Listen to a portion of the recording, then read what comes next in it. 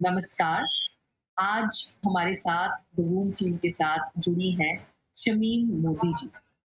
शमीम मोदी जी का एक बहुत लंबा इतिहास रहा है, सालों का, डेकेड्स का, जहां उन्होंने ना सिर्फ राजनीति में एक अपने नए तरीके का एक्सपेरिमेंट किया, एक नए तरह का पथ रचा अपने स्वयं के लिए, लेकिन एक्टिविज्म में भी बहुत सारा काम किया। शमीम मोदी जी मेरे आज के इस एपिसोड के लिए बहुत एक महत्वपूर्ण स्पीकर हैं, क्योंकि मैं शमीम मोदी जी को पहली बार तब मिली थी जब मेरी उम्र शायद 20 या 21 साल की रही होगी।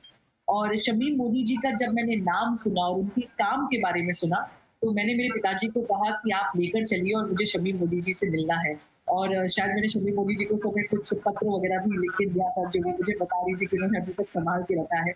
तो शमीम मोदी जी जो है वो ना सिर्फ मेरे लिए, लेकिन मेरे जैसी बहुत सारी महिलाओं के लिए एक उदाहरण है, कि जिन्होंने राजनीति को एक, जिसे कहा जाए, जमीनी तौर पर जिया है।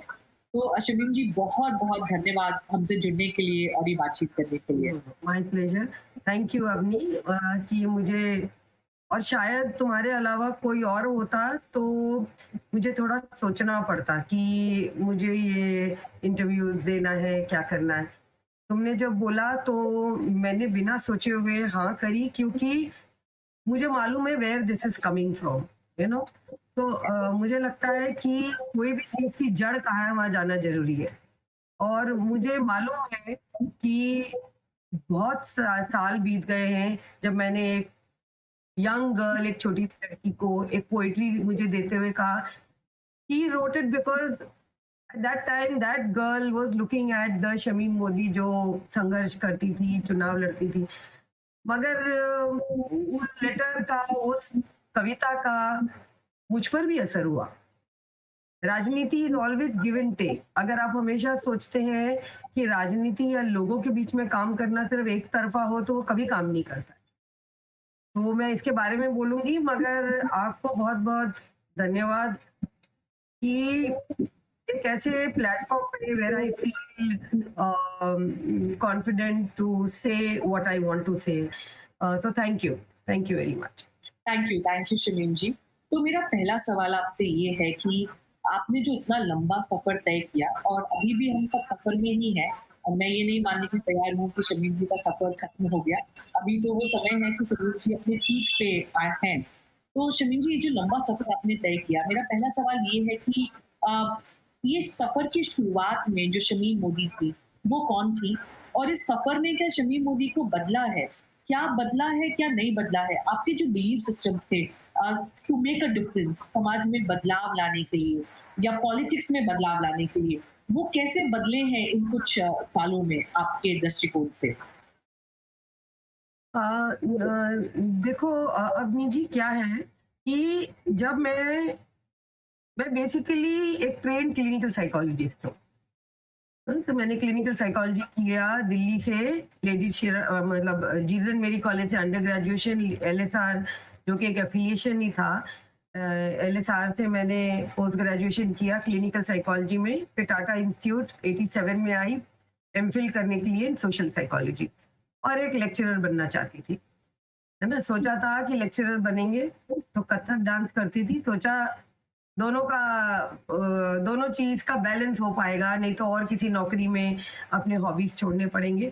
That was the Shamim that started the journey. But there was one thing, एक चीज मुझे हमेशा, ये मेरे जीवन का एक गाइडिंग लाइट रहा है कि I want to be sincere to myself. जो चीज मैं करना चाह रही हूँ और लोगों के साथ भी, जिनके साथ भी इंटरेक्ट करो, वो ईमानदारी जो होती है वो मैंने हमेशा बरकरार रखी किसी भी परिस्थिति में। तो जब लगा कि भाई, और ऑफ कोर्स मेरा एक बात ये भी थी कि मुझे कोर्ट में एक बार ये सवाल पूछा था जब मेरे पे बहुत सारे झूठे फॉल्स एंड फ्रिवोलस केसेस लगते थे, क्योंकि आप पावरफुल पॉलिटिकल लोगों के खिलाफ लड़ रहे हो, तो आर यू लीगली ओरिएंटेड। मैंने बोला था no, I am not legally oriented, I am justice oriented. If your laws are not just, अगर आपके कानून न्याय नहीं देते हैं तो मैं ऐसे कानून में नहीं मानूंगी। I don't believe in violence. मैं नॉन वायलेंट तरीके से अपना विरोध दर्ज करूंगी। वो मैंने हमेशा ही रखा। तो एक तो था कि ये क्लिनिकल साइकोलॉजिस्ट जिसको लगा कि एमफिल करना और रिसर्च करने में लाइब्रेरी, हॉस्टल, हॉस्टल लाइब्रेरी, वो लाइफ मेरे को नहीं जमी क्योंकि मुझे लगा था कि मुझे कोई ऐसी चीज़ नहीं मिल रही जो मुझे अंदर से हिलाए। And I am a person, मैं अपने आप को खुला छोड़ती हूँ, हर परिस्थिति में। जो कन्फ्यूशियस का, जो मैं अपने स्टूडेंट्स को भी और लोगों से भी बात करती हूँ, कन्फ्यूशियस ने कहा है कि there are 3 ways in which you can generate wisdom, to gain wisdom. The first one is what is called by reflection, which is the noblest. The second one is by imitation, which is the easiest. The third one is by experience, which is the bitterest. मेरा जितना wisdom मैंने gain किया, it is by experience. मैंने जो भी आज आपके सामने कहूंगी, या लोगों को बोलती हूँ, या मेरे स्टूडेंट्स को बोलती हूँ, या मेरे बेटे को बोलती हूँ, या खुद को बोलती हूँ, it is all from the wisdom that I have gained by being in the field and experiencing it. मैंने हर चीज को अनुभव किया और मैंने अनुभव का अपना सबसे बड़ा टीचर माना है जिससे मैं सीख सकूं। तो जब मैं टाटा इंस्टीट्यूट में पढ़ रही थी, फिर मैंने ऑक्सफैम इंडिया ट्रस्ट में अप्लाई किया कि भाई मैं काम करूंगी क्योंकि मैं गांव देखना चाह रही हूँ।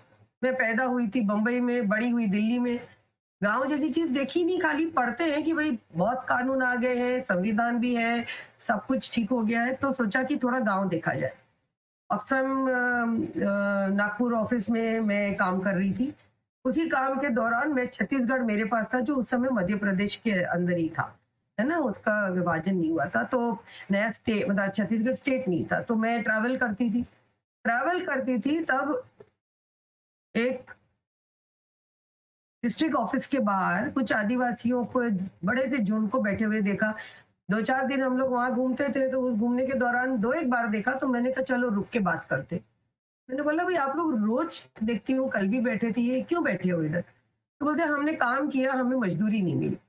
मैंने कहा तुम इतने सारे लोग हो, कभी कभी संगठन या कभी पॉलिटिकल कुछ उस तरह से, पॉलिटिकल एक्टिविटी का कभी कुछ ऐसे उस तरह से नहीं सोचा था। तो मैंने बोला तुम इतने सारे लोग हो, तुम अपना हक मांगो, बाहर बैठ के अगर सोचो कि कोई तुमको बुलाएगा। तो बोलते हैं आप तो गाड़ी में आते हो और हमें लड़ने की बात करते हो। कोई आर्टिकुलेट था, उसमें से ही बोला। तो अपन, हम लोगों का ऐसा ट्रेनिंग होता है कि हम हर तरह के जवाब दे देते हैं, है ना। तो दे दिया कि भाई इस तरह से मैं ज्यादा लोगों से बात कर सकती हूँ, ज्यादा फायदा कर सकते हैं, उस समय तो जवाब दिया। मगर अंदर जो मेरी अंतरात्मा थी, माय कॉन्शियंस, वो मुझे प्रिक करती रही कि मुझे क्या हक है किसी को बोलने का कि लड़ो, जब मैं खुद तैयार नहीं हूँ। और फिर परिस्थिति ऐसी बनी हर तरफ कि मैंने नौकरी छोड़ दी 10 महीने में और बोरिया बिस्तरा उठा के छत्तीसगढ़ गई और सोचा कि अब लड़ेंगे। लड़ेंगे मतलब ऐसा डंडा और ये लेके नहीं, मतलब संघर्ष करेंगे न्याय के लिए। अ, उस समय आई वाज़ टू नाइव, मुझे लगा कि कानून है, संविधान है, सब कुछ है। खाली लोगों को बताना और बताना कि तुम्हारा ये अधिकार है, या जो वहाँ पे बैठे हुए इम्प्लीमेंटिंग एजेंसीज़ हैं, उनको बताना, तो हो जाएगा। कानून है, कानून तो सबको फॉलो करना है। और आज 22 साल बाद मुझे लगता है कि शायद वो नाइविटी थी, इसलिए वो काम भी कर पाई। यंग लोग जो इतना जोश, दुनिया को बदलना, मैं ये नहीं मानती हूँ कि दुनिया नहीं बदल सकते। मैं अभी भी मानती हूँ कि जो लोग हैं, जो सपना देखते हैं एक अलग समाज का, एक न्यायपूर्ण समाज का, वो सपना देखते हैं, इसीलिए वो सपना पूरे करने की ताकत भी आती है। मगर उसकी दिशा कहाँ से मिलनी चाहिए, राजनीति में हो कि संगठन का काम कर रहे हो कि यूनियन, कुछ भी कर रहे हो, वो दिशा कहाँ से मिलनी चाहिए, वहां प्रॉब्लम है। हम वो दिशा ऐसे व्यक्ति या ऐसी पार्टी या ऐसे जगह से देखते हैं जिसमें खुद ही कुछ तरह के अंतर्द्वंद है। और मैंने ये तय किया था उस समय कि मैं जो भी काम करूंगी, मेरा मुझे दिशा दिखाएगा मेरी अंतरात्मा। I should be able to do what I feel is justice and what it requires. इसीलिए जब छत्तीसगढ़ गए, वहाँ रहने गांव में रहना कैसे, कम संसाधन साधन में, वो सीखना सबसे पहले मुझे जरूरी लगा। We are used to having so much of resources, हमें सब कुछ ज्यादा चाहिए, बिजली भी ज्यादा चाहिए, पानी भी ज्यादा चाहिए, सारे रिसोर्सेज हमें ज्यादा चाहिए, वो भले कहाँ से भी छीन के आ जाए, मगर वी वांट एवरीथिंग। तो सोचा पहले ये तो ऐसी जगह ली जहाँ कुएं में पानी भरना पड़े। और फिर बहुत सारे वहाँ पे एनजीओज़ और बहुत सारे संगठन थे जिन्होंने कहा आओ हमारे साथ करो। मैंने कहा नहीं, किसी के साथ नहीं करूँगी, क्योंकि एक तो मैंने फंडिंग एजेंसी में काम किया, मुझे मालूम है।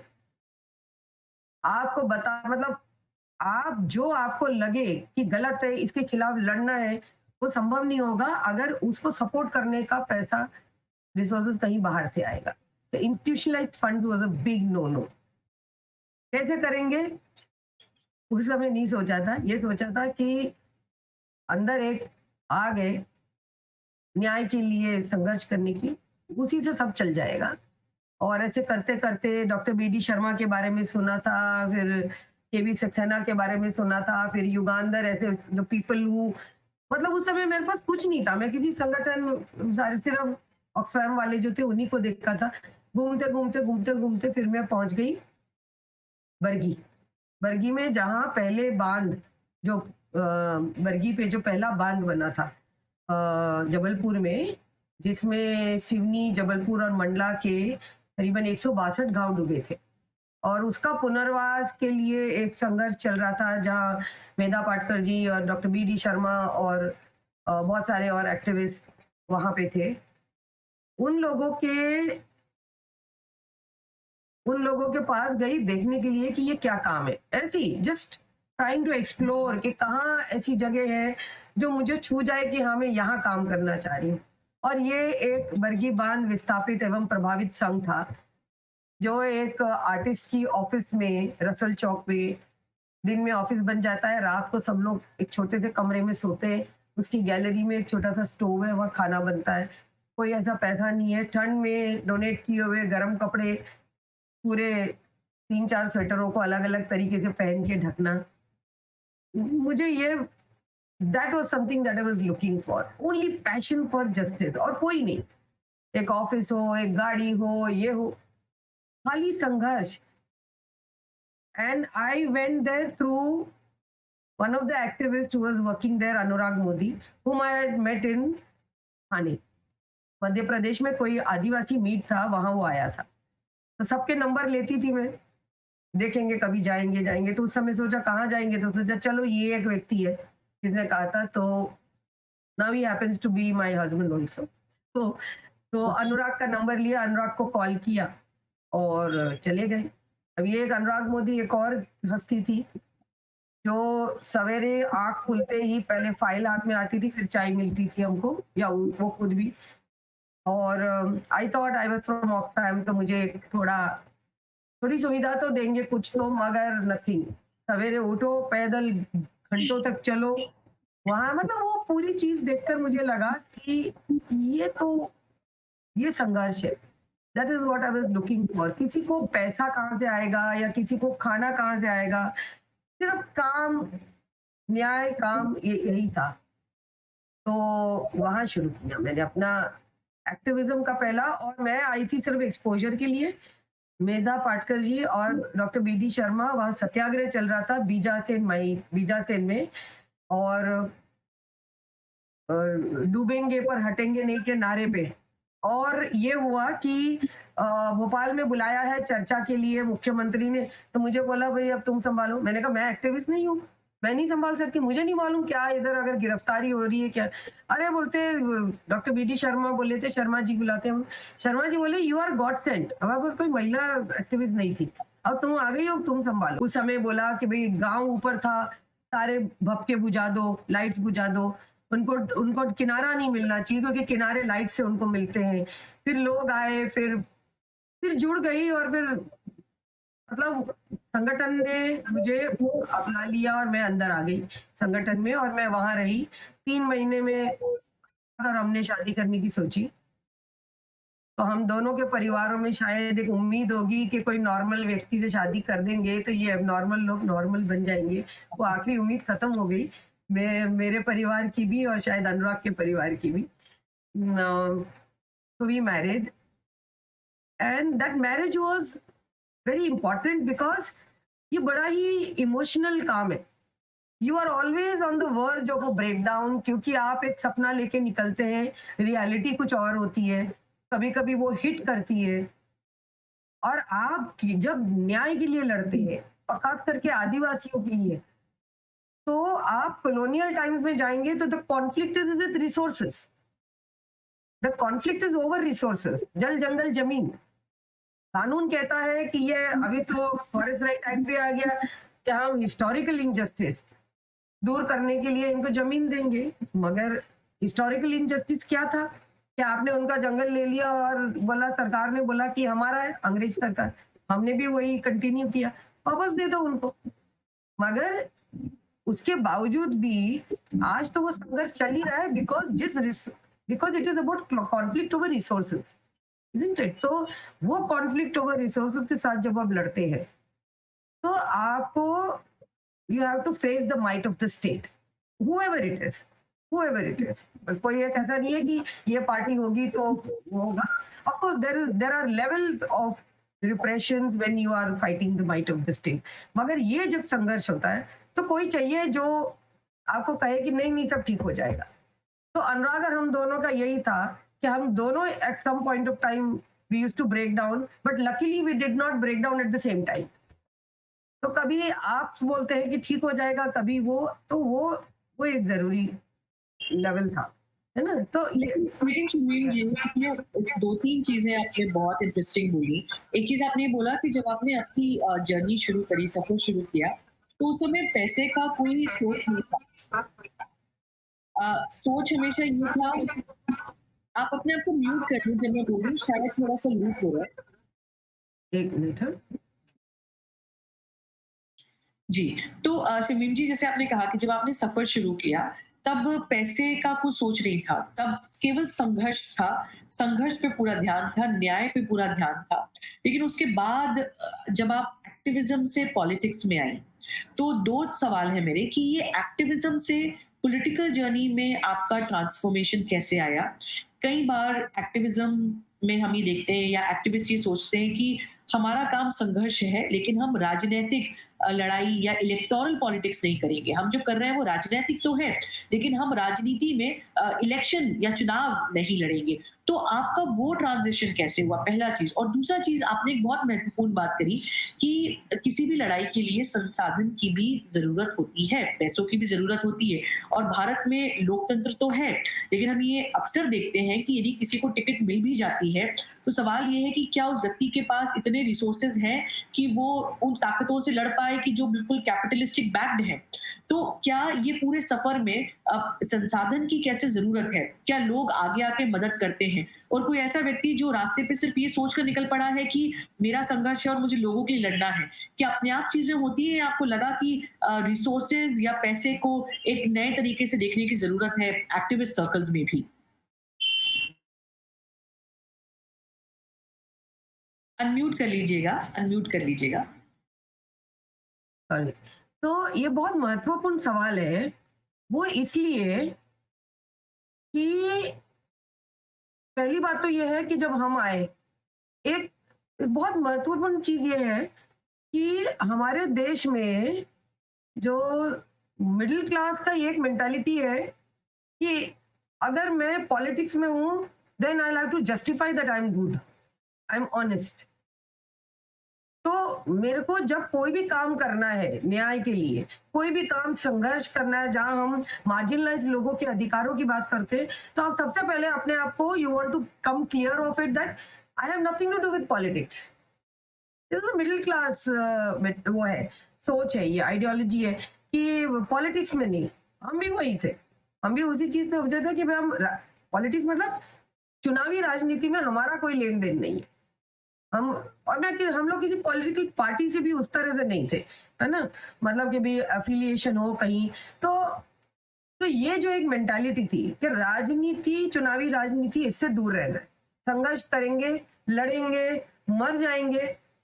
मगर कहीं भी, मगर लोगों ने जब शुरू शुरू में हम लोग बैकपैक लेके गांव गांव घूमते थे, तब क्योंकि अनुराग जो है वो सिवनी मालवा बानापुरा के गांव से है, तो हम लोगों ने कहा कि कहीं ऐसा काम करना चाहिए जहाँ कोई नहीं जाता है, क्योंकि बरगी में तो ये था कि बिकॉज ऑफ मेधा पाटकर जी और डॉक्टर बी डी शर्मा और बहुत सारे और लोग भी जुड़ गए थे, तो वहाँ तो मुख्यमंत्री मिलते थे, काफी सारी मांगों को मंजूर कर लिया था। हमें था कि ऐसे कहीं जगह करना चाहिए जहाँ कोई नहीं जाता है। मतलब challenge was very important to do something that everybody was doing, और कोई और कर सकता है वहां करना चाहिए जहां और कोई नहीं जाना चाह रहा है। तो मैंने अनुराग, हम दोनों ने तय किया। अनुराग बोला कि हमारे खेत में जो काम करने आते हैं प्लेन्स में, वो सब आसपास के आदिवासी इलाकों से ही आते हैं, तो वहां एक्सप्लोर करेंगे। तो फिर खेतों में जाके हमने बात करना शुरू किया। तो लोगों को बोला कि कहाँ से हो, तो बोलते वो टीले के पीछे गाँव है ना, तो ये जिला है वो। तो हमने बोला हम चलेंगे आपके साथ, तो बोले चलो। हमने बोला टीले के उस तरफ है। वो हम लोग जब उनके साथ चले तो 32 किलोमीटर एक दिन में चलना पड़ा, और चल के पता चला कि हम बैतूल जिले में पहुंच गए, है ना। तो हम तो नॉर्मली होता तो एक बैकपैक में एक पानी होता तो कुछ खाना होता, तो कुछ नहीं। हमने बोला चलो ये भी ऐसे ही चल रहे हैं, हम भी ऐसे ही चलेंगे। तो रास्ते में नहर, नदी से पानी पिया। So that was the time when we started thinking that we should go to this place. मगर लोगों ने जब देखा है कि ये इतना बैकपैक लेके चल रहे हैं, तो 2-3 लोगों का कमेंट मुझे अभी भी याद है, लगता है ये लंबे रेस के घोड़े। तब हमको समझ आया कि क्या है इसका मतलब। तो बोलते हैं आप ना बड़ा वाला चुनाव लड़ेंगे लगता है इधर। हमने बोला चुनाव नहीं नहीं नहीं नहीं, चुनाव से तो हम बहुत दूर है। हम आपको हमारे वर्ड शब्द याद रखना, कितने भी साल बाद हम चुनाव कभी नहीं लड़ेंगे। ये पार्टी का राजनीति, उससे हमें कोई मतलब नहीं है। हम तो यहाँ आदिवासियों को लड़ना सिखाना चाह रहे हैं, एम्पावर करना चाह रहे हैं। That was when we first went exploring in maybe in 1890 होगा, 1991। उसके बाद हम चुनाव लड़े। Now that transition is very important. What is that transition, वो क्या है, वो बदलाव कैसे आया, वो जरूरी है।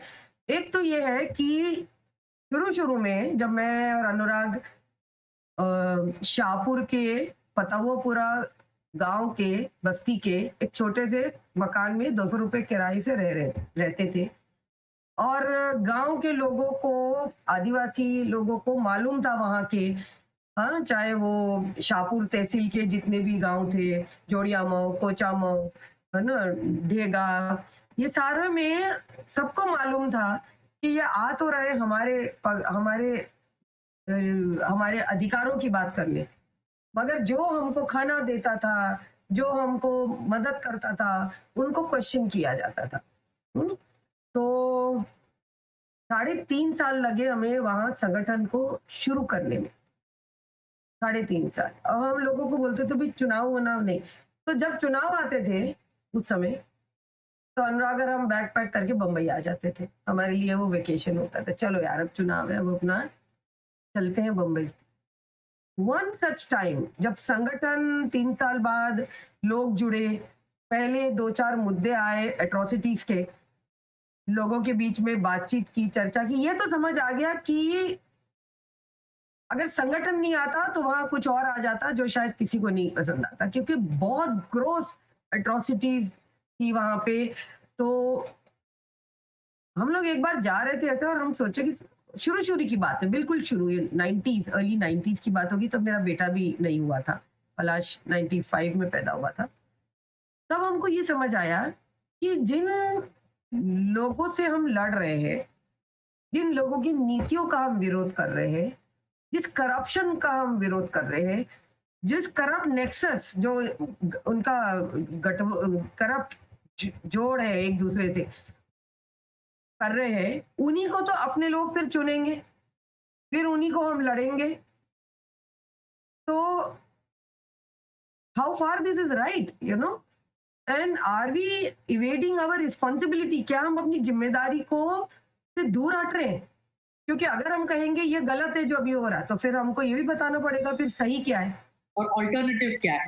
एक ऑल्टरनेटिव क्या है, और अगर ऑल्टरनेटिव है तो आप उसमें क्या करने को तैयार हो, और अगर आप तैयार नहीं हो, then don't talk bullshit and don't talk about change and don't talk about alternative। तो ये चेन ऑफ थॉट आया दिमाग में कि एक लंबी ज़िम्मेदारी, गंभीर ज़िम्मेदारी लेना ज़रूरी है। टिकट कैंसल की और रुक गए, नहीं गए उस दिन, उस समय, और संगठन की मीटिंग बुलाई और ये बात उनके सामने रखी कि ये क्यों ज़रूरी है। तब तक कोई पार्टी-वार्टी का ऐसा था नहीं, है ना? कि भई कौन-सी पार्टीज़ है, ये था कि इसमें हस्तक्षेप होना चाहिए। इसलिए होना चाहिए क्योंकि हमारा एक न्यायपूर्वक समाज की कल्पना है, एक अल्टरनेटिव इमेज है। We can reimagine the future और उसके लिए हमको काम करना पड़ेगा, खाली बोलना काफ़ी नहीं है। तो लोगों ने कहा कि बिल्कुल सही।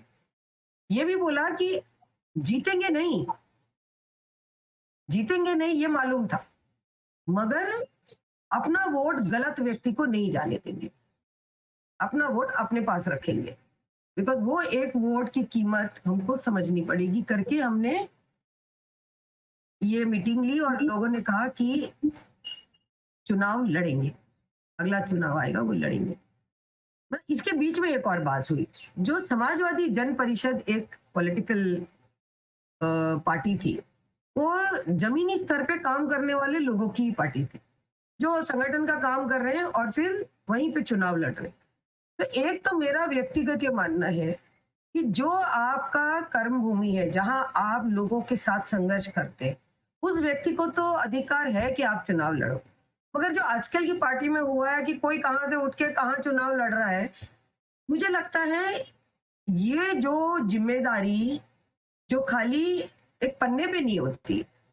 आप जहाँ मैंने हरदा से चुनाव लड़ा, मुझे उसमें जितने भी वोट मिले, 5,000 वोट मिले, लोकसभा चुनाव में 10,000 वोट मिले। मगर जब मैंने चुनाव लड़ा, तो मैंने ये डिक्लेयर किया कि मैं यहाँ इस कॉन्स्टिट्यूएंसी के लोगों की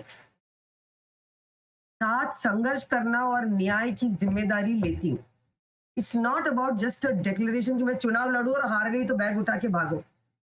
दैट्स व्हाई हम लोगों को वो सोचना बहुत ज़रूरी था कि हम राजनीति में जाएँगे और आप हरदा में हैं, अब हरदा के लोगों को पूछिए कि राजनीति में जाना मतलब ये नहीं है कि एन एंड इन इटसेल्फ कि मुझे जीतना है। राजनीति is a means to an end. कहीं पहुँचने का ये साधन है राजनीति, कहाँ पहुँचना है? अगर जिस पार्टी में जो एस्टैब्लिश पॉलिटिकल पार्टीज़ का जो कल्चर है, अगर उससे आप जीत भी जाओ, तो आप वहाँ तो नहीं पहुँच पाएँगे जहाँ आप पहुँचना चाह रहे हैं। तो क्या ज़रूरत है? तो एक अल्टरनेट पॉलिटिक्स की बात करने वाली एक पार्टी या एक संगठन चाहिए। एक वैकल्पिक राजनीति की जो बात करे, राजनीति जो लोगों के मुद्दे पे हो, लोगों के द्वारा हो और लोगों के पैसे से हो। लेकिन शमीम जी, मुझे याद है कि चूँकि आपने हरदा मध्य प्रदेश का नाम लिया और मैं भी हरदा से आती हूँ और वैसे ही हमारी मुलाकात हुई, दर्शक ये जाने। हरदा के इतिहास में जो सबसे बड़े आदिवासियों का जिसे कहा जाए पद यात्रा यदि हरदा ने कभी देखी है, तो वो आपकी लीडरशिप में देखी थी। आपने और आज जैसे कहा जाता है कि पॉलिटिकल रैलीज़ में अक्सर ये जानते हैं हम, किसी भी पार्टी से हो कि लोग पैसे देके जो है वो गाँव से लोगों को बुला लेते हैं ये दिखाने के लिए कि कितनी आबादी जो है वो उनकी रैलीज़ में इकट्ठा हुई है। लेकिन शमीम मोदी जी की रैली में वो लोग थे कि जिनको पैसे का कोई लालच नहीं था और किसी से भी पूछो तो पूरे शहर वाले देखकर दंग रह गए थे कि आदिवासी जो हैं जो हरदा के आस-पास के गाँव से हैं, वो सब चलकर हरदा आए हैं और उन्होंने इतनी लंबी पदयात्रा निकाली कि जो कोई कल्पना नहीं कर सकता था। लेकिन आपने एक और बात कही मीन्स एंड एंड वाली कि यदि हमें वैकल्पिक राजनीति को इमेजिन करना है, एक अल्टरनेटिव पॉलिटिक्स करना है, तो हमें एक अल्टरनेटिव विजन और एक अल्टरनेटिव स्टाइल के साथ पॉलिटिक्स को अप्रोच करना पड़ेगा। लेकिन आपके साथ हरदा में आपने इंडिपेंडेंट इलेक्शन लड़ा और बिना नाम लिए उस समय जो भी लोग थे, आपके ऊपर कई बार पर्सनल अटैक किया गया, ना सिर्फ हरदा में लेकिन बम्बई में और शमीम मोदी जी का जो है वो आप चूज़ कीजिए कि आपको बताना है कि नहीं, कितना डिटेल में बताना है। लेकिन आपका उँगली जो है वो भी कट गया, अंगूठा, क्योंकि घर पे जो है वो जानलेवा इनके ऊपर हमला किया गया। एक नहीं 25 अलग-अलग केसेस जो हैं वो आपके ऊपर हरदा कोर्ट में दर्ज किए गए और अभी तक भी कई सारे केसेस जो हैं वो चल ही रहे हैं। तो इस प्रकार की जब आपने प्रताड़ना देखी, तो क्या आपको कई बार मन में ये विचार आया कि जो मैं एक गांधीयन फिलॉसफी लेकर आगे बढ़ी हूँ, या जो एक आइडियोलॉजी लेकर आगे बढ़ी हूँ, उसमें कहीं न कहीं यदि इन मीन्स के माध्यम से क्या आपको ये लगा कि शायद कभी जो एंड्स मैं पूरे करना चाहती हूँ, एंड्स कभी पूरे ही नहीं हो पाएँगे? तो क्या आपको ये लगा कि हम बहुत प्रिंसिपल्ड ही होना, एक विज़न तो प्रेज़ेंट करना है, लेकिन वो इलेक्शन फिर हम जीत नहीं पाए और अल्टीमेटली जीत उन्हीं लोगों की हुई कि जिन्होंने ये पूरा सिस्टम रचा है। तो इस मीन्स वर्सेस एंड के डिबेट को आपने अपने एक्सपीरियंस के द्वारा क्या रिविज़िट करा या क्या आपका उसमें बिलीफ और ज़्यादा रीअफ़र्म हो गया?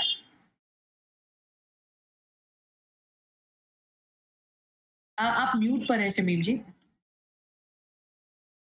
मैं इंडिपेंडेंट चुनाव नहीं लड़ी, मैं समाजवादी जन परिषद से लड़ी। समाजवादी जन परिषद एक नेशनल पार्टी है जहाँ पे जमीनी स्तर पे जो काम करने वाले लोग हैं, जो संघर्ष करते हैं, वही अपना वहाँ पे चुनाव लड़ते हैं। और मैं बहुत आई वाज़ वेरी पर्टिकुलर कि जिस भी पार्टी में जाएँ वहाँ पे क्या होता है, आप क्योंकि आपकी एक एक्सपेक्टेशन है, आप एक सोच के साथ आए, आपके एंटीनास होते हैं जो पिकअप कर लेते हैं इन अ पब्लिक मीटिंग और इन अ गैदरिंग कि कौन कितना जेंडर सेंसिटिव है, कौन कितना पावर कॉन्शियस है, कौन किस तरह से बिहेव करता है। समाजवादी जन परिषद की पहली मीटिंग, मैं उस पार्टी की प्राथमिक सदस्य भी नहीं थी, मगर मैंने बोला कि मैं कोई राजनीतिक पार्टी में नहीं आना चाह रही हूँ। तो सुनील भाई जो हमारे मेरे हमारे बोलेंगे मार्गदर्शक भी थे, एक तरह से किशन पटनायक तो थे ही। किशन पटनायक जी के साथ मैं कई बार भोपाल से जब वो उड़ीसा या जाते थे तो मैं उनके साथ चलती थी और उनकी बातों से मुझे इंस्पिरेशन मिलता था। सुनील भाई से बात करते थे, सुनील भाई हमेशा बोलते थे, वो नहीं रहे अभी, केसला में काम करते थे। हमारा श्रमिक आदिवासी संगठन बैतूल हरदा खंडवा जिले में है, वो किसान आदिवासी संगठन, बहुत करीब थे हम लोग, हमारे कॉलीग थे, दोस्त थे और एक गाइड भी थे। तो वो पार्टी से जो मुझे इंस्पिरेशन मिला कि जहां जीत is not everything at any cost, जीत है जरूरी बट एट व्हाट कॉस्ट। और मुझे ये मंजूर नहीं था। मतलब आपको लगता है कि क्या एस्टैब्लिश पॉलिटिकल पार्टीज ने हमको नहीं बोला होगा कि कैन पर्सन आपका और टिकट हमारा लड़ो? बिल्कुल बोला। क्यों नहीं लिया? कई लोग मुझे अभी पूछते हैं कि आप लड़ लेती उस समय या कोई और लड़ लेता आपकी पार्टी से, तो आप जीत तो जाते, मगर जीत के क्या करते? जीत के उतने उस पार्टी में मर्ज होके आपका जो सपना है, वो तो फिर वो अगर आपको ट्विस्ट और टर्न करना पड़े और जस्टिफाई करना पड़े, तो कोई मतलब ही नहीं है इस लड़ाई का। और आप जो बोल रही है कि प्रिंसिपल पे काम करेंगे, तो कितना वो जस्टिफाइड है, क्योंकि पॉलिटिक्स में तो फाइनली ताकत आपको जीत से मिलती है। तो समाजवादी जन परिषद जो है, जो लोहिया जी के विचारों का जो हम लोग हमेशा हर अपने शिविर में भी बात करते हैं, वो है 5 मुद्दों पे काम करना जरूरी है। आप जो उंगली बोल रही है वो ये वाली उंगली है जो कट के बहुत टुकड़े हो गए थे, तो ऑपरेशंस के बाद वो ऐसी ही रही। तो मैं लोगों को बोल रही हूँ कि सीधी उंगली से घी नहीं निकल रहा था तो टेढ़ी कर दी। तो तो तो ये जो समाजवादी जन परिषद में वो कहते 5 मुद्दों पे काम करना जरूरी है। क्या है वो 5? सबसे पहला है लोगों को संगठित करो।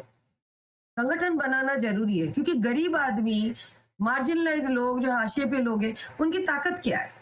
उनके पास ताकत है, संख्या की ताकत, उनकी पीड़ा की ताकत, जो एक साथ मिलके जो पीड़ा है, उनके पेन, उनका जो एक्सपीरियंस, वो आपके पास ताकत है। कलेक्टिव कॉन्शियसनेस जो बोलते हैं, that collective consciousness actually leads to what you want to achieve letter.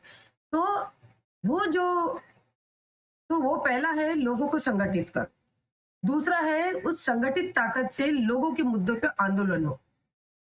जो भी उनका मुद्दा हो, वो जंगल पे अधिकार हो, अत्याचार का हो, महिलाओं के पे अत्याचार का हो, लेबर इश्यूज पे हो।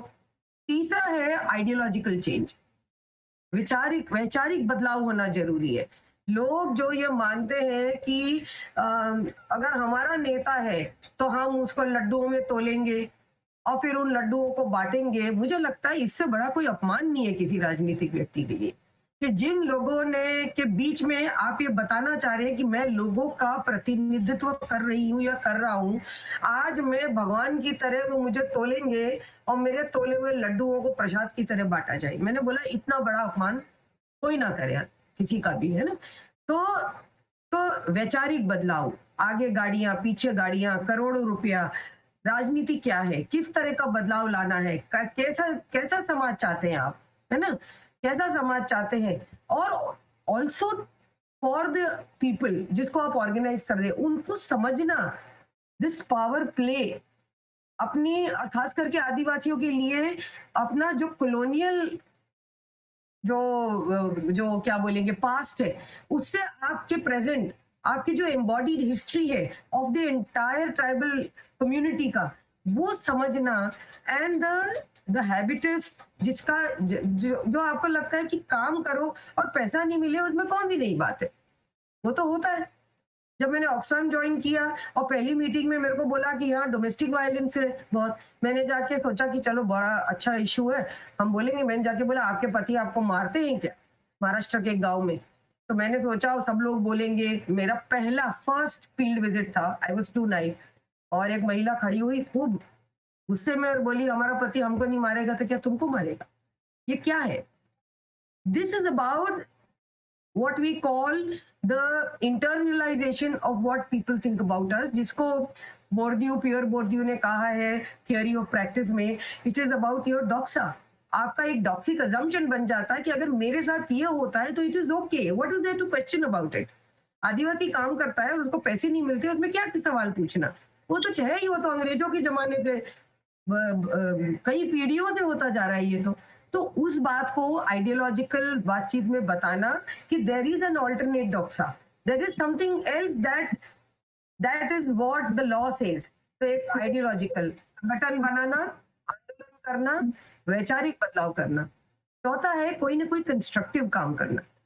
गांधी जी ने कहा था कि हम सूत कताई कपड़ा बुनेंगे। हम लोगों ने संगठन में, हाँ, हम लोगों ने संगठन में कहा कि हम लोग जो आश्रमशाला, जो आदिवासी और वो हॉस्टल्स हैं वहाँ, क्योंकि बच्चे आगे तक पढ़ नहीं पाते क्योंकि उनको मदद नहीं मिलती अंग्रेजी, मैथ्स, साइंस में, तो हम लोगों ने वो पढ़ाना शुरू किया। फिर हमको लगा कि आदिवासी जो चूरी खाता है वो बहुत मिलावट वाली होती है, तो क्योंकि उस समय मैं छत्तीसगढ़ जाती थी, वहाँ के राइस मिल में से बातचीत करके संगठन वहाँ से चूरी लाता था और उसको बेचने में किलो के ऊपर 1 किलो संगठन को चंदा जाता था और वो चूरी खाए। ऐसा कुछ ना कुछ काम करते रहे। आजकल संगठन हजारों की तादाद में फलदार वृक्ष लगा रहा है, तो हम यहाँ पे सब दोस्तों को बोलिए खूब फल खाओ बम्बई में भी, मगर बीज हमको दो। तो बीज दो के एक बैकपैक भर के हम लोग हर तरफ से ले जाते हैं। वहाँ नर्सरी बनाई लोगों ने और खूब फलदार वृक्ष प्लांट किए। तो उससे 2-3 बात होती है कि एक तो लोगों को, जो हरियाली यात्रा हम करते हैं अभी, है ना, तो लोगों को न्यूट्रिशन भी मिलता है, जो माल नरिशमेंट डेथ होती है वो भी नहीं होती है, और एक साधन भी मिलता है, और एक बायोडाइवर्सिटी की भी हम बात कर रहे हैं कि जिस तरह के प्लांटेशन होते हैं आजकल, उससे हट के लोग अपने बाड़े में, अपने जगह पे फलदार वृक्ष लगाए। तो मेरा ये कहना है कि ये जो पूरा काम है,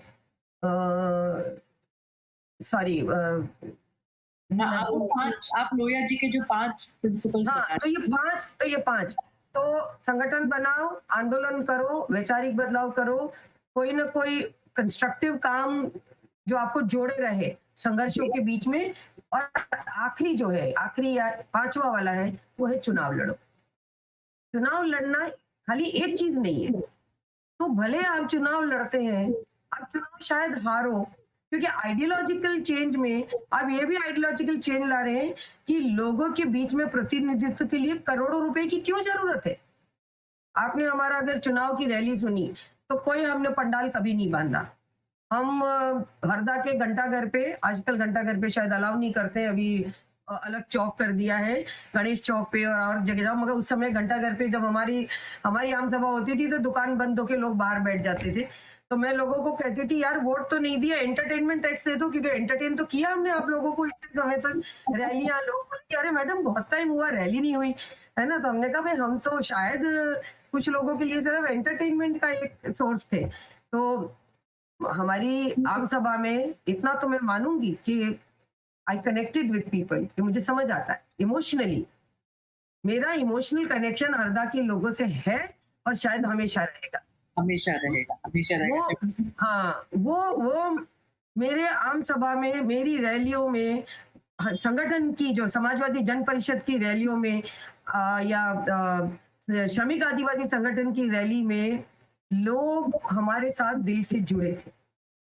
अब ये समझना, तो ये 5 मुद्दों पे काम करना ज़रूरी है। तो जब हम चुनाव हारे, तो कई लोग हमको बोलते थे कि आपको बड़ा एम्बैरेसमेंट हो रहा होगा, झिझक हो रही। मैंने कहा नहीं, जीत जाती तो ज़रूर झिझक होती कि बिना पैसे के कैसे जीत गए भई? कुछ तो किया है। मगर हारना कोई झिझक नहीं है। और जैसा कि मुझे याद है हमारे आम सभा में कोई प्रचार के लिए आए थे और हम लोग बैठे थे, तो मुझे याद नहीं आ रहा है, किसी ने कहा था कि, और मैं उस बात को बार-बार दोहराती हूँ कि चुनाव लड़ना, हम जब चुनाव लड़े तो हम तो 4 चुनाव की तैयारी से आए। पहले चुनाव में हमारा एक राजनीतिक इमेज बनेगा, दूसरा चुनाव हम हारेंगे, तीसरा हमारी वजह से कोई हारेगा, चौथा हम जीतेंगे, तो कोई बात नहीं, 20 साल की तैयारी है, घबराना नहीं है। मगर किसी के भी साथ, तो जो ये वैचारिक बदलाव जो है, उसमें है, जो समाजवादी जन परिषद में जो हम लोग चर्चा भी करते हैं और सभी लोग उसको फॉलो करते हैं कि आप जब चुनाव लड़ते हैं, तो एक वैकल्पिक राजनीति करना, मतलब कि पैसे से उसका कोई संबंध नहीं कि कोई बड़ा कॉर्पोरेट वर्ल्ड का कोई व्यक्ति आपको 2 करोड़ रुपया दे दे, क्योंकि जिसका पैसा लोगे उसके, वो अपने इंटरेस्ट के लिए दे रहा है पैसा, कोई भी। तो पैसा हमारा, चुनाव हमारा, जीत हमारी, तो मुद्दे हमारे। तो मैं घंटाघर पे या कहाँ पर भी गांव में एक जीप थी हमारी, जो हमेशा चुनाव पोलिंग के दिन हमेशा जब्त हो जाती थी, हर बार। मैंने इलेक्शन कमीशन में भी जाके बोला कि just because I don't win, do you think I am not important? Because I am always in a lockup 2 days, क्योंकि उस समय जो गड़बड़ होता है पोलिंग वाले दिन, वो हम देख नहीं पाते। और इसके बाद एक समय था जब हेलीकॉप्टर में there was a vigilance officer who came and everything went well. कईयों ने हमको मैसेज भेजा कि आप लोगों की वजह से चुनाव में गड़बड़ कम हुआ।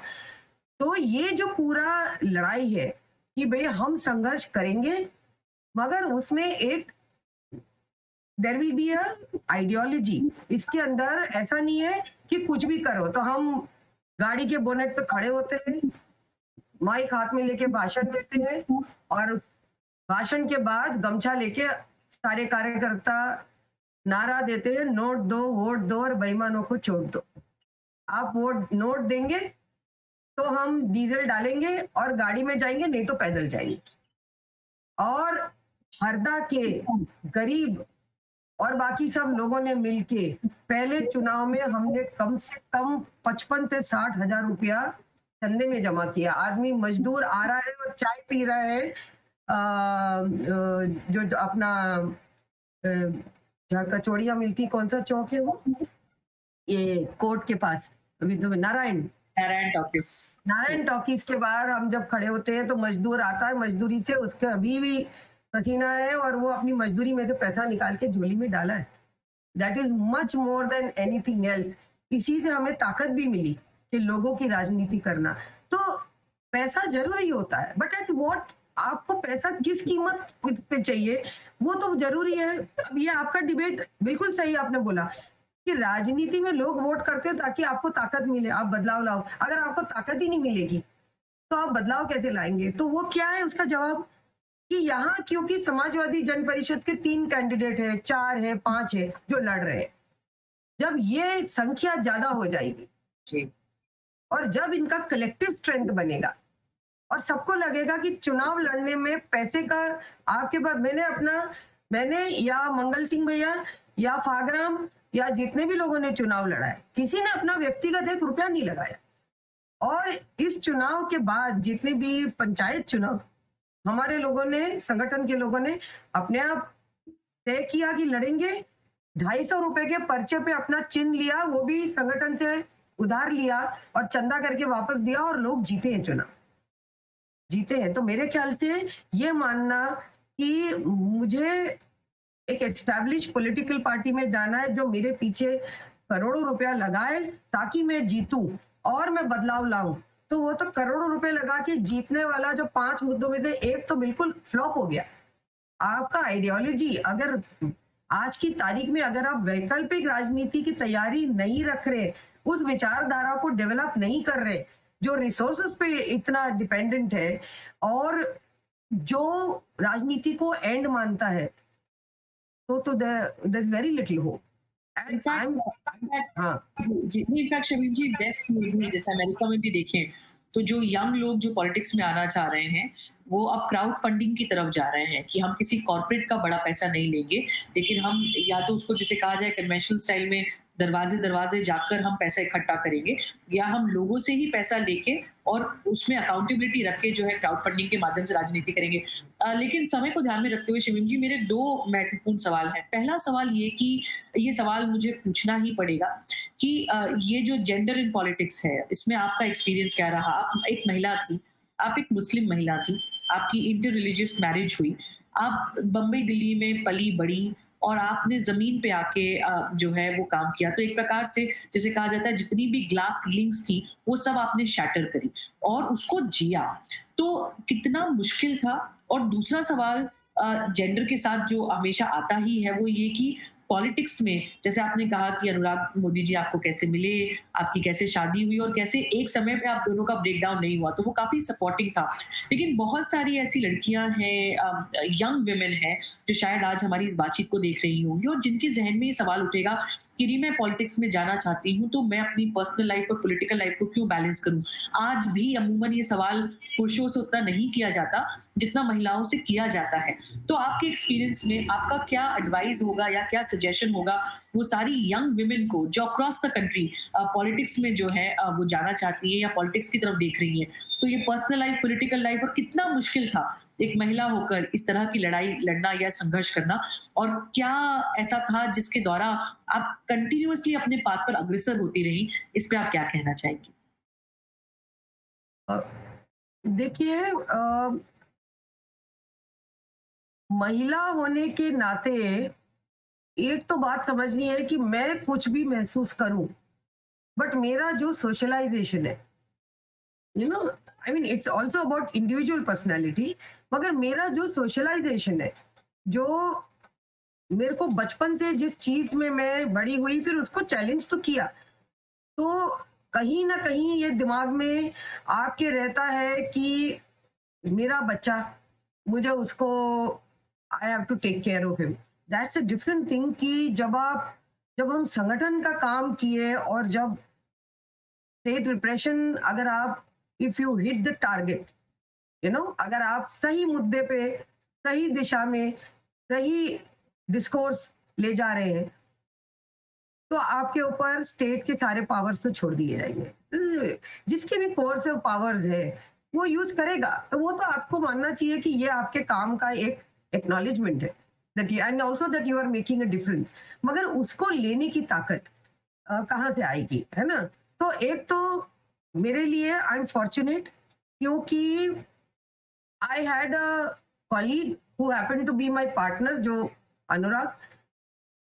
ऐसा कोई काम नहीं है पलाश को पैदा करने के अलावा जो कभी मुझे अनुराग ने बोला हो कि तुम ये करो क्योंकि तुम महिला, या ये काम मैं करूंगा क्योंकि मैं पुरुष हूं। मैं ये नहीं कहूंगी कि हमारे बहस नहीं होती थी, इश्यूज नहीं होते थे, वो तो होंगे क्योंकि बाहर का जो जो बाहर संघर्ष होता था कलेक्ट्रेट पे या भोपाल में, वो कई बार घर में भी आ जाता था, उसी पे चर्चा, क्योंकि आप दोनों साथ हो कर रहे हो, वो तो होना ही चाहिए, that is healthy, you know, at some point of time. मगर एक तो है कि कहीं ऐसा नहीं हुआ कि जैसे शुरू शुरू में जब पलाश पैदा हुआ, जाने के बिल्कुल शुरुआती काम में, और मैं बैतूल गई और बैतूल में कुछ लॉयर्स थे जिनसे हम बात कर रहे थे, तो मुझे अभी भी याद है किसी एक लॉयर ने बोला कि नमस्ते भाभी जी। मैंने कहा भाभी जी? मैंने अनुराग को बोला मैं भाभी जी कब से बन गई यार, है ना? हम तो अभी भी ऐसी ही बात करते हैं। मैंने बोला मैं शमीम हूँ यार। मतलब आप मैं आपसे मिल रही हूँ इसलिए मिल रही हूँ क्योंकि मैं अनुराग की पत्नी हूँ। I really got annoyed at at them and all. अब फिर मैंने अनुराग को बोला कि यार ये तो गड़बड़ हो रहा है ना? मतलब मतलब वो तो ही was trying to be respectful to me, but मुझे ये समझ आया कि ज़्यादातर जब पति-पत्नी साथ में काम करते हैं, तो I have heard a lot of my friends and colleagues से कि यार मैं भाभी जी बन गई सिर्फ, हाँ? तो एक महिलाओं के लिए पार्टियों का भी ये देखना है कि एक एनेबलिंग एनवायरनमेंट हो जहाँ महिला आके बोले कि यार मैं भाभी जी नहीं हूँ। Okay, call me by my name and then we consciously decided that I will go and go to the meetings and all, and Anurag took over child caring, पलाश का ध्यान रखा और मैं बाहर गई ये वो, क्योंकि मुझे लगा कि नहीं मुझे जाना चाहिए। शुरुआत के 2 साल मुझे लगा कि बच्चे को देना ज़रूरी है, दिया। मगर मगर जब एक समय में जब ये एक्टिविज़्म भी कर रहे थे, लॉ कर लिया तो कोर्ट्स में भी दौड़ रहे थे, राजनीति कर रहे थे तो कैंपेनिंग भी करते थे। पलाश को बेटे को टाइम देने के लिए कई बार अंदर से रियलाइज़ हो रहा था नहीं दे पा रहे हैं। तो मुझे बहुत सीवियर सिर दुखने लगा था और सूजन भी आ गई थी। तो हम बम्बई आए दिखाने के लिए और न्यूरोलॉजिस्ट को दिखाया। केईएम हॉस्पिटल में हमारे एक बहुत अच्छे मित्र हैं डॉक्टर संजय नागराल, तो उनके थ्रू उन्होंने बोला केईएम में दिखाया तो वहाँ तो उन्होंने लिख दिया, है ना, कि इसकी जाँच करानी होगी, फिर एमआरआई हुआ तो लगा ट्यूमर है, जो भी है, मगर यही मित्र जो है उनके द्वारा एक अच्छे न्यूरोलॉजिस्ट को दिखाया। मेरे ख्याल से संजय पांड्या था नाम, अभी नाम नहीं याद रहते मुझे। तो उन्होंने मुझे पूछा तुम्हारी लाइफ़स्टाइल क्या है? मैंने उनको बताया ये। तो बोलते what what are the feeling at the end of the day? मैंने बोला at the end of the day for long long time the end product is guilt. मैं गिल्ट लेके सोती हूँ। जब मैं बच्चे को देखती हूँ तो मैं संगठन में समय नहीं दे रही हूँ, उसका मेरे में वो गिल्ट होता है। और जब मैं संगठन में पूरा दिन रह के जब घर आके देखती हूँ कि बेटा सो गया है ना, तो मुझे ये गिल्ट होता है कि मैंने बेटे को नहीं देखा। और इसी तनाव में वो डॉक्टर ने खाली इतना बोला,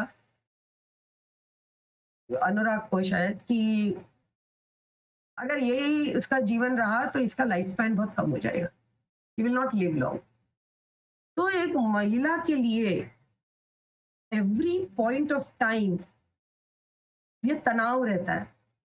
मुझे नहीं मालूम, एक पुरुष जब बाहर रहता है पूरा दिन घर के और बाकी चीजों को प्रायोरिटाइज करता है, तो उसको ये तनाव नहीं होता है, क्योंकि ये देखो अपनी अपनी जो सोसाइटी है, आप मान के चलते हो कि ये मैं भी दे सकती हूँ, अनुराग ने भी बच्चे को देखा, मगर मेरी अपनी एक नीड है कि मेरे बच्चे के साथ में समय बिताओ।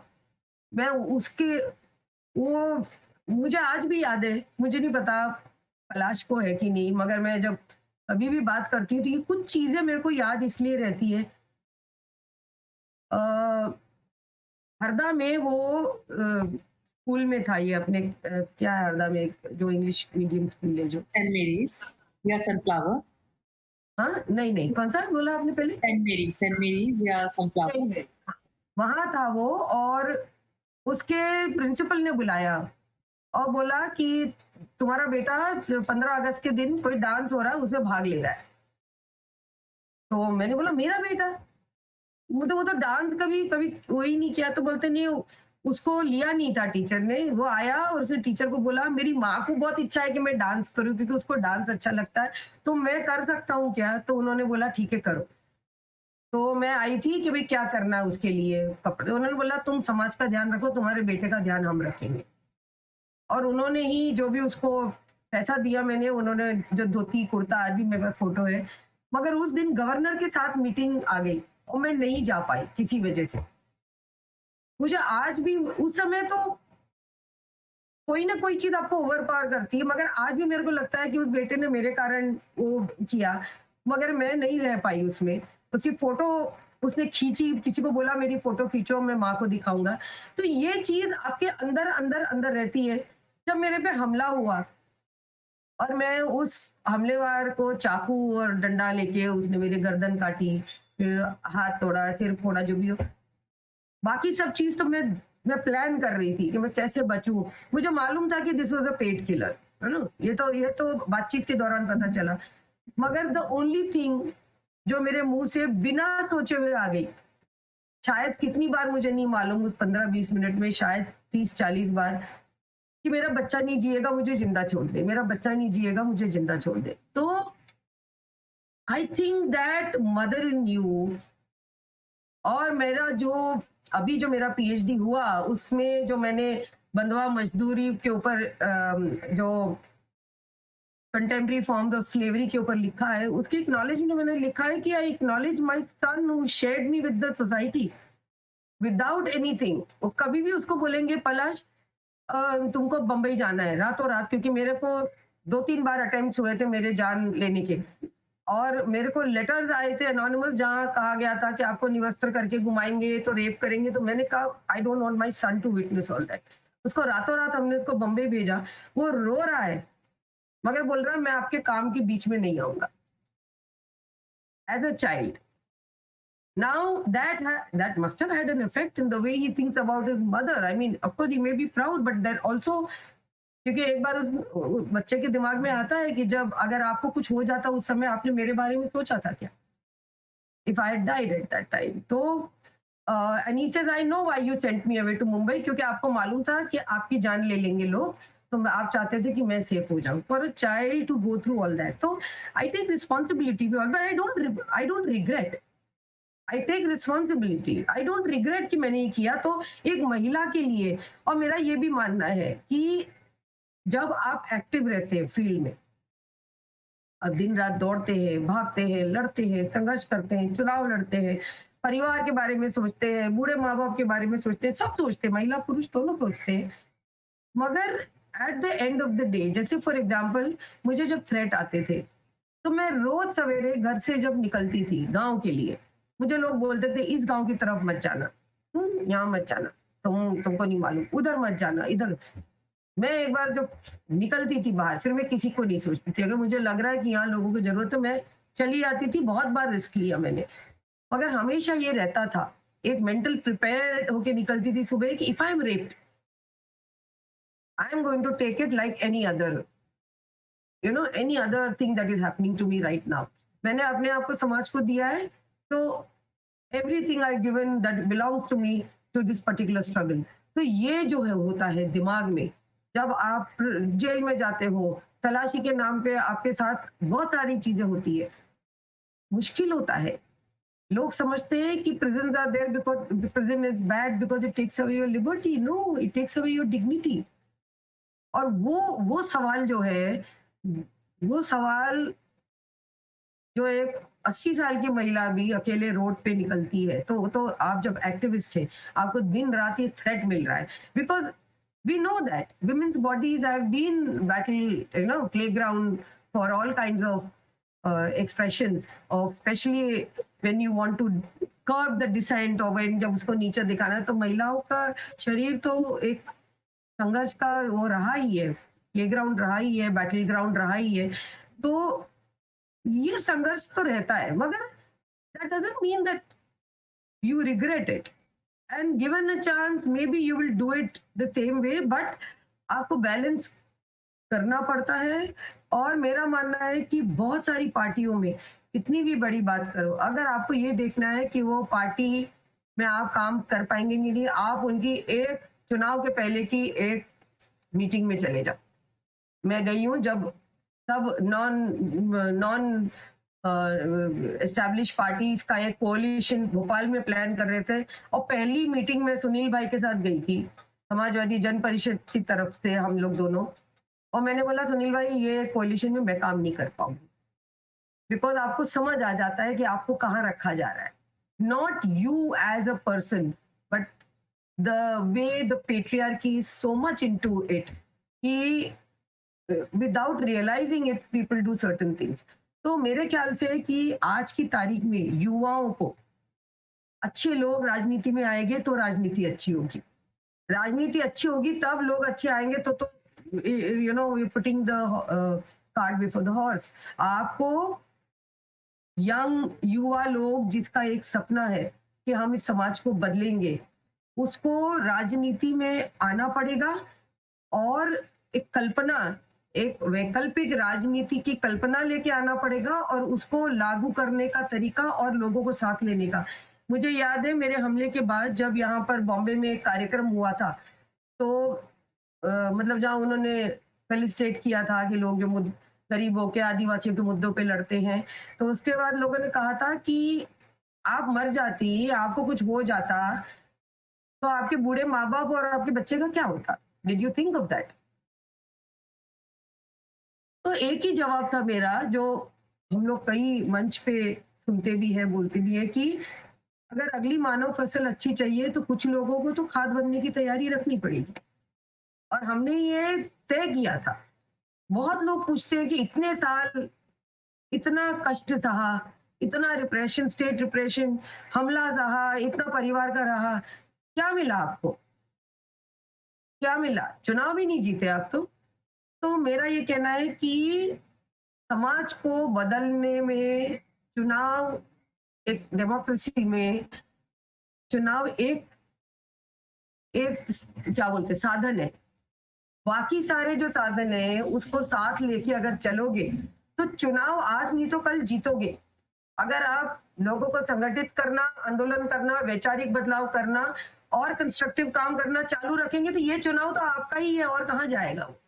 मगर वो कितने समय में आएगा, इसका पेशेंस वो आप में होना बहुत जरूरी है। और ये जो कुछ लोगों को खाद बनने की तैयारी रखना, और जरूरी नहीं है आज मैं फील्ड में उस तरह से नहीं जा पाती हूँ जैसे है, मगर कल ही 2 दिन हुए, अनुराग है गांव में वो शिविर, वो वहाँ शिविर में गया हुआ है और लोग वहाँ पे तय करते हैं अपने मुद्दे, अपने हिसाब से तय करते हैं, क्योंकि आप जब कहते हैं कि हम लोगों के लिए लड़ेंगे, आप अपने लोगों के लिए लड़ सकते हैं, आप कहीं और जाके लड़ सकते हैं, मगर आपकी reflexivity to reflect on where I come from और मैं किसकी लड़ाई लड़ रही हूँ, वो रिफ्लेक्सिविटी प्रोसेस अगर लगातार चलता रहेगा तो इस मेरा कहना है कि every political party has to think about dignity, जिसको हम कहीं ध्यान नहीं देते हैं, क्योंकि जीत is, we prioritise winning over everything else. The dignity, equality, that is something, and honesty and sincerity with yourself and with the people. I think that is lacking. आज के political parties और मैं जो देखती हूँ आसपास भी बहुत सारे युवा लोग आए समाजवादी जन परिषद में चुनाव के समय और तुरंत निकल गए, क्योंकि उनको एक तो पेशेंस नहीं है ना। आजकल का जमाना इज इंस्टेंट का जमाना, हमें सब कुछ इंस्टेंट चाहिए, तो हमें सक्सेस भी इंस्टेंट चाहिए।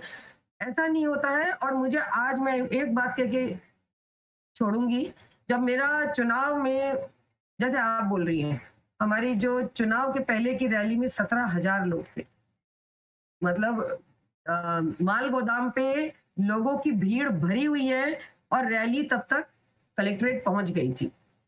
तो मैं भी, मुझे भी समझ नहीं आ रहा था कि अब सो मेनी पीपल, और हमारे पास एक हैंड माइक था और ये, मगर इतने लोग आए और तो बहुत सारे लोग आए, बहुत सारे ये हुए और sorry you will have to get me आप बैक। कहते थे कि एक कोई चीज़ आपके दिमाग में थी जो आप इससे रिलेट करना चाह रहे थे। लेकिन मैं एक थोड़ा-सा क्लू यहाँ पे दे देती हूँ। आपने इतना कुछ कहा है कि मेरे ख़्याल से उसको समराइज़ करना तो नामुमकिन है, और वो इतना, जो भी सुन रहा है आई एम श्योर कि वो सीधे-सीधे दिल को छूने वाली बात है।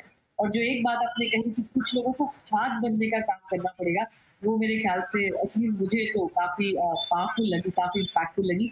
लेकिन शमीम जी, जाते-जाते एक सवाल कि अ, बहुत सारा संघर्ष रहा है। एक बात जो आपने कही जो साफ थी कि समय लगेगा, जल्दबाज़ी में नहीं होगा। ये बड़ा लंबा स्ट्रगल है, बड़ी लंबी लड़ाई है। लेकिन आज जो राजनैतिक माहौल आप भारत में देखती हैं, तो आपके स्वयं के लिए आने वाले भविष्य में क्या आप अपने आप को कह रही हैं, क्या एक बिंदु है जिसको लेकर आप आगे बढ़ना चाहती हैं? और महिलाओं की जहाँ तक स्थिति है भारत में, राजनीतिक माहौल को ध्यान में रखते हुए, उसके हिसाब से जो लोग महिलाओं के आंदोलनों पे काम कर रहे हैं या जो महिलाओं के अधिकारों की बात है, उसमें से क्या एक ऐसा बिंदु है जो आपको लगता है कि अब भविष्य में जाते समय क्या कुछ बिंदुओं को हमें ध्यान रखना है? क्या बिंदुओं को आप पर्सनली ध्यान रखेंगे और किन बिंदुओं पर महिलाओं को काम करना चाहिए, और राजनीतिक माहौल को देखते हुए भविष्य को किस तरह से देख रही हैं? ये मेरा आज का आपके लिए आखिरी सवाल। तो मेरा कहना है कि मुझे याद है जब भी कोई कोई दंगे हो रहे हैं, तो गाँव में भी कई non tribal groups would call मी कि आप आके इस मुद्दे पे बोलो। तो लोगों ने बोला कि आप हरदा में प्रचार करेंगे तो आप बोलो मुस्लिम कम्युनिटी के ऊपर। मेरा आई बिलीव इन ह्यूमैनिटी। मेरे को हमेशा से ये लगा है, मेरे बेटे को स्कूल में जब डाला तो बोलते हिंदू या मुस्लिम धर्म लिखो। हमने बोला इंसानियत है उसका धर्म। लिटिल फ्लावर स्कूल जो बैतूल में थी, वो बोलते नहीं नहीं ये नहीं चलेगा। मैंने कहा तो लिखित में दीजिए कि इंसानियत धर्म पालने वाले को आप एडमिशन नहीं देंगे, फिर मैं इसको घर में पढ़ाऊंगी। तो मेरा क्या कहना है कि I always identified myself as a person, as a human being, and as a human being मुझे नहीं लगता है कि मुझे कोई चीज या मैं जाके बोलूं कि मेरे साथ आओ क्योंकि मैं मुस्लिम हूँ, या identify with a woman of course. और जहां तक कि बोला कि आप महिला है, तो मेरा ऐसा मानना है कि हरदा में मैंने चुनाव लड़ा इतनी बार, और आपको मालूम है कि मैंने सिटिंग मिनिस्टर्स और उनके सामने भी लड़ा है, मगर कभी भी काउंटर कैंपेन में मेरा मुस्लिम होना या मेरा महिला होना कभी भी किसी ने उसके खिलाफ यूज नहीं किया, फॉर रीजंस। क्योंकि मुझे मुझे लग रहा था कि लाइक यू सेड हम लोग head on pollution, I believed in head on. मेरे को कोई बोलेगा यहाँ मत आना तो मैं उसी समय अकेले जाके बोलूंगी कि जो करना है करो, let me see what you can do. So that is my personality. I take risk because there is nothing called calculated risk. आप जब भी काम करते हो, तो महिलाओं के लिए मेरा ये मानना है कि जहां हम जाते हैं, देखिए आई वाज फॉर्चुनेट क्योंकि मुझे ऐसा एनवायरनमेंट मिला where I could express and I could do things and all. I had a partner who would take care of the child for many years so that I could go out and do things. सभी के लिए ये immediately possible नहीं हो सकता। तो parties का मेरा क्या कहना है कि जो ज्यादा पोजीशन में है, to have that enabling environment where a woman will come out and share what is it that affects her. Very rarely we listen to people, you know. हम जब एक लेवल पे जाते हैं तो हम वही सुनना चाहते हैं जो हमारा सो कॉल्ड एजेंडा होता है। We never let the person decide the agenda what they want to talk. तुमने मुझे दिया है ना? So I appreciate that. And we had one program in Delhi called Dissenting Women. That is one that I always think about, and I remember what cathartic influence it had on maybe in all of us. But for me, it was very important because it told me what you want to say is important for us. It is very important to listen to people what they have to say. हम लोग क्या होता है, हम लोग बड़े specialised और बड़े ही टेक्निकल वर्ल्ड में आ गए हैं, so everything has to be focused and nothing has to go beyond that box.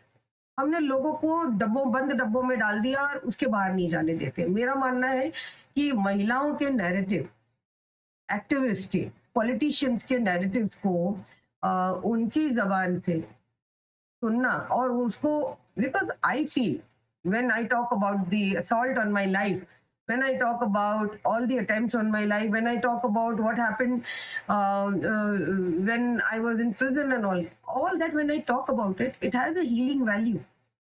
It heals also. Talking to people who will listen the way you want to put it also heals.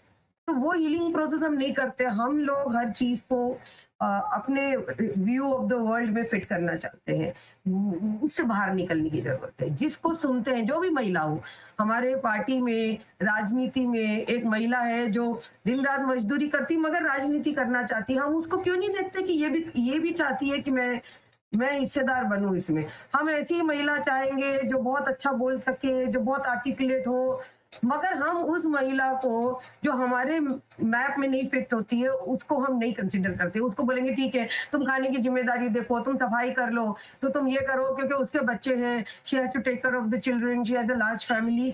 तो कहीं न कहीं हम उस महिला को बाहर लाना चाह रहे हैं, मगर उसके रोल से और उसके मैप से हम नहीं देखना चाह रहे हैं कि वो अपने आप को कहाँ देखती है।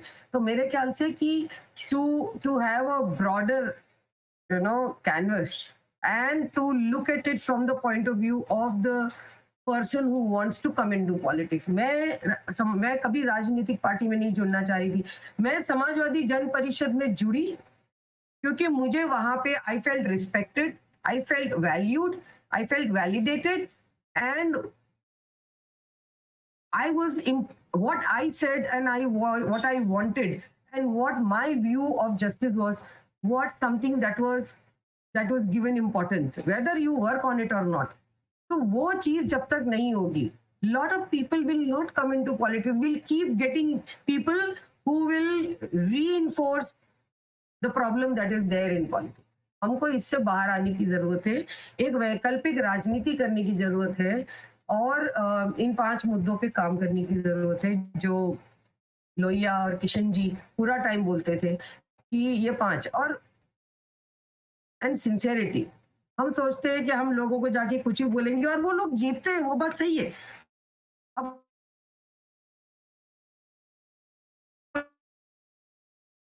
जीत का, अगर उस जीत को लेकर खाली जीतना ही है तो फिर आपकी और हमारी कोई बहस ही नहीं है। फिर जीतो, कैसे भी जीतो एट एनी कॉस्ट। मगर जीत के एक नई कल्पना है हमारी, एक नए समाज की कल्पना है जहाँ न्याय हो और डिग्निटी, इक्वालिटी। तो ये जब होगा तो एक पूरा ढांचा बदलना ही पड़ेगा और उस ढांचे को चलाने वाले लोग भी बदलने पड़ेंगे। तो उसको मेरे ख्याल से युवाओं को राजनीति में लाने की तैयारी करनी चाहिए, और राजनीति should come from their heart, not from their mind. वो दिल से जब राजनीति करेंगे तो फिर दिमाग को उस दिल की मकसद पूरे करने में लगाएंगे। मगर आजकल के लोग दिमाग से आते हैं और दिमाग जब लग गया तो फिर दिल का काम नहीं बचता है। राजनीति is all about heart, I feel. That is what I feel. मैं आज भी कहती हूँ लोगों को कि मैं जिम्मेदारी ली हूँ, तो I will always be there. I may not be there physically right now because I feel the time is not right. मगर कल मानो कुछ ऐसा होता है कि हरदा के लोग बोले कि now we all have decided come. When I lost my father in 2013 and people said you must fight because आपके हमले के बाद it is symbolic, otherwise people will think that I was in a very bad emotional state. I contested the elections because people decided. So it was people that was important, not me. I am just, मैं एक माध्यम हूँ एक नया समाज लाने का, तो फिर जो लोग बोलेंगे वो करना पड़ेगा। I think, I don't know if I said what you wanted to hear, but I mean what this whole thing was about, but that is it. Thank you Shamim ji. Thank और you. इस लगभग 1 घंटे की बातचीत में मुझे तो ऐसा लगा कि 20 साल गुजर गए। वो लड़की जो आपके पास आई थी 11-12 साल की कच्ची उम्र में, सिर्फ आपका नाम सुन के और आज आपसे बातचीत करने का मौका मिला, तो ये मेरे लिए भी बहुत मुश्किल काम है, क्योंकि मुझे लगता है कि राजनीति में और सामाजिक कार्य में आपके कुछ लोग आपके ऐसे माइलस्टोन की तरह होते हैं। They are lighthouse, you are a lighthouse for me. और मुझे लगता है कि इस पूरे इंटरव्यू को करने के पीछे का मकसद भी ये था कि वो सारे यंग लोग जो भारत में संघर्ष कर रहे हैं और संघर्ष के लिए अपने आप को तैयार कर रहे हैं, वो जो हमारी प्रीवियस जनरेशन है जो आज भी संघर्ष कर रही है, उनके एक्सपीरियंसेस से सीख सके। क्योंकि eight the end of the day, जैसे आपने कहा कि इंसानियत का जो नाता है, ये आप उस रास्ते पर चल चुकी हैं जिसपे हम में से बहुत सारे लोग अब चलना शुरू कर रहे हैं। तो हम क्या सीख सकते हैं और आपकी कहानी से क्या चीज़ें आपके लिए रेज़ोनेट हुई, जो लोग इसे सुन रहे हैं, क्या नहीं रेज़ोनेट हुई, ये आपका अपना व्यक्तिगत सफ़र है, जिस पे मैं टिप्पणी नहीं करूँगी। लेकिन एक महिला होने के नाते ये ज़रूर कहूँगी कि जो सिंसेरिटी की शमीम जी ने बात करी, वो सिंसेरिटी को शब्दों में बाँधना मुमकिन नहीं है। वो सिंसेरिटी जब किसी व्यक्ति में होती है, तो उसके व्यक्तित्व की हर बात में झलकती है। और मेरी ये आशा है कि जिस प्रकार से शमीम जी के शब्दों ने मुझे अंदर तक टच किया, और एक तरह से जिसे कहा जाए झकझोरा भी कई बार, वो आपके साथ भी अनुभव हुआ होगा। तो ये बातचीत यदि बातचीत ना रहकर एक अनुभव आपके लिए बन पाई, तो शायद द वूम टीम की ये छोटी-सी कोशिश सार्थक साबित होगी।